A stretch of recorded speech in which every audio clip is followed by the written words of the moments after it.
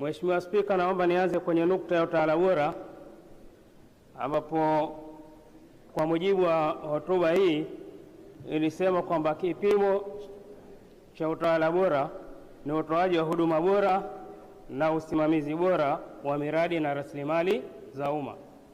Cha kusikitisha sasa, na ndio maana nikasema kwamba naazimia kuzuia mafungu, kama hichi ndio kipimo cha utawala bora, basi sioni sababu ya kuidhinisha fedha za serikali katika fungu hili, kwa sababu sioni viashiria vya utawala bora. Na kwa sababu sioni viashiria vya utawala bora, naomba nitoe mifano ambayo hainishawishi kupitisha fungu hili. Miongoni mwa utawala bora ni kupata ule uhuru na haki ya raia, lakini leo tumeshuhudia vyombo vya ulinzi, hasa jeshi la polisi, linavyodhalilisha raia ambao hawana hatia. Mfano nzuri, katika jimbo langu kuna mtoto ambaye ana umri wa miaka 9 kachukuliwa na jeshi la polisi akawekwa ndani muda wa masaa zaidi ya 24 bila ya hatia yoyote. Sasa anauliza kwamba ni msingi gani pengine wa kisheria mtoto mdogo ambaye anakwenda kuchukuliwa usiku ndani ya nyumba na kwenda kuwekwa ndani ya kituo cha jeshi la polisi zaidi ya masaa 24. Viashiria hivi ambapo tayari nilitamani sana kwamba ofisi ya makamu wa pili wa rais kukemea mambo haya, lakini hakuna kemeo lolote lililotokeza. Lakini mbali na hilo, ndani ya kisiwa cha Pemba kuna raia ambaye kachukuliwa ndani ya jeshi la polisi na kavunjwa uti wa mgongo ndani ya jeshi la polisi, na baada ya kupelekwa mahakamani hakuwa na hatia yote hilo ambalo pengine alibambikiziwa. Sasa kwa mnasaba wa mazingira kama haya, napata mashaka sana mpaka pale ambapo ofisi pengine ya makamu wa pili wa rais itanielekeza kwamba haya yalifanyikaje, na je, watu hawa watafidiwaje katika harakati zao za maisha. Lakini mbali na hilo, naomba pia nizungumzie katika utendaji na usimamizi wa haki. Sioni dalili kwamba watendaji wa umma leo wanapata zile stahiki zao ambazo pengine zinawastahikia hasa. Na yasema haya kwa sababu kuna mtendaji wa umma ambaye aliandika barua zaidi ya mara 5 kuomba haki zake za msingi. Barua hizo hazikujibiwa, na baada yake akaja akapewa jibu baada ya muda kupita kwamba alikosea kanuni.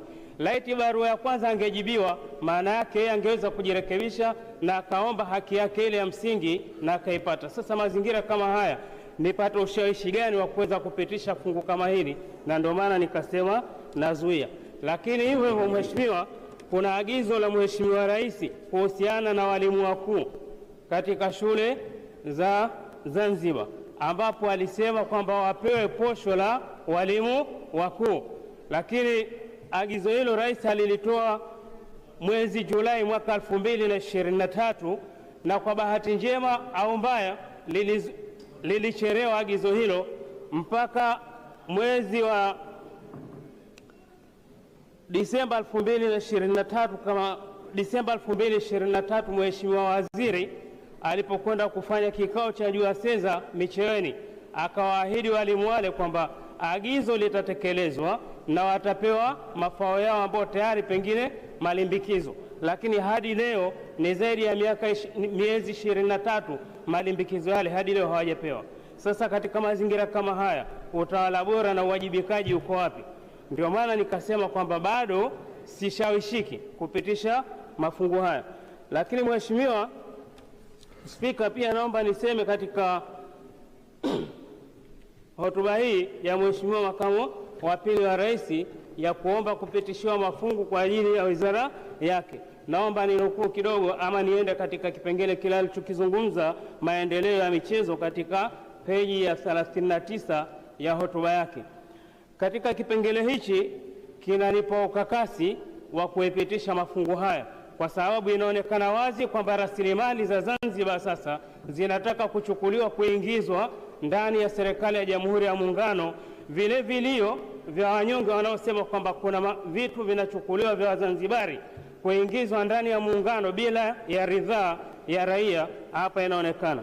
Naomba ninukuu asema kwamba viwanja vya Kuba, uwanja huu unatarajiwa kuwa ni miongoni mwa viwanja vya Jamhuri ya Muungano wa Tanzania. Sasa naomba niulize, je, kiwanja kile ni mali ya Jamhuri ya Muungano wa Tanzania au ni rasilimali ya Serikali ya Mapinduzi ya Zanzibar?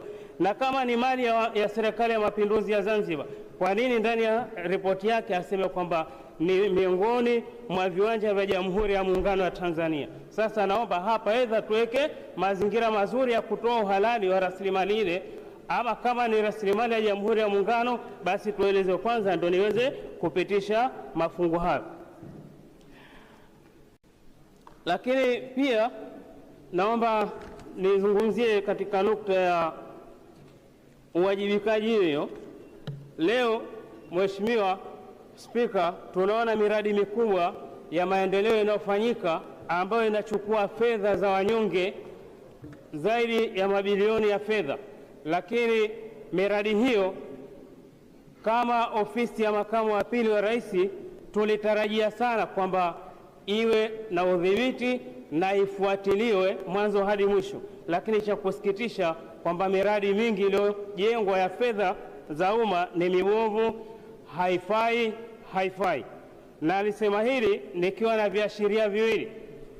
Nilipita mara moja katika soko la Mombasa, basi yani injinia mpaka kuandika ile Mombasa alishindwa, basi kaandika soko la Mombasa.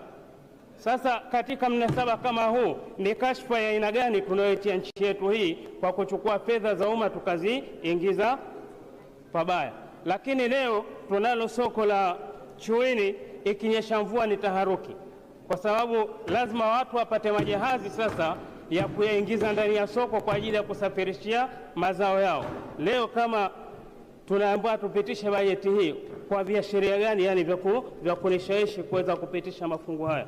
Sasa kwa mnasaba huu nasema wazi kwamba bado mpaka pale nitakapopata maelekezo zaidi. Lakini kubwa zaidi, nazuia fungu la 031 la Tume ya Uchaguzi, na hili nalizuia hasa kwa sababu hata wawakilishi wenzangu wa upande wa pili wamesema hakuna sababu ya kujadili Tume ya Uchaguzi kwa sababu uchaguzi umepita. Kwa hiyo naamini huweza nikaungwa mkono kwamba tukaliondoa fungu hili kwa sababu halina umuhimu kama walivyosema wao.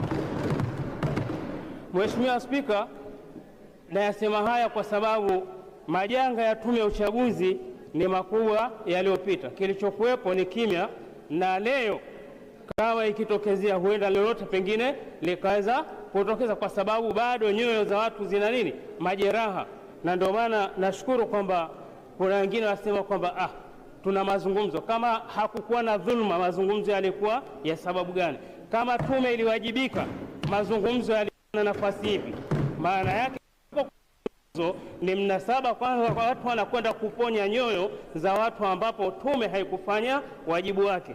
Na haya sema nikiwa na viashiria.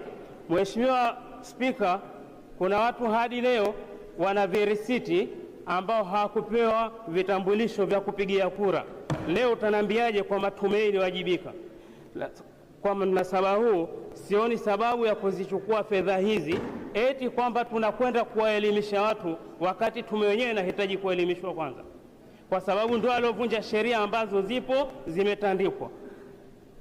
Basi kwa hayo naomba sana kwamba kupata majibu yatakaonishawishi ya Mheshimiwa Waziri. Asante. Asante sana Mheshimiwa. Waheshimiwa wajumbe, siungi mkono hoja.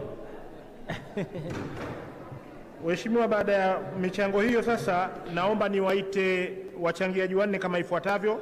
Huyu wa mwanzo Mheshimiwa nitampa dakika 5 tu, Mheshimiwa Hassan Khamis Hafidh, ambaye atafuatiwa na Mheshimiwa Dr. Khalid Salum Mohamed, na baadaye ajiandae Mheshimiwa Dr. Saada Mkuya Salum. Karibu Mheshimiwa Diaspora.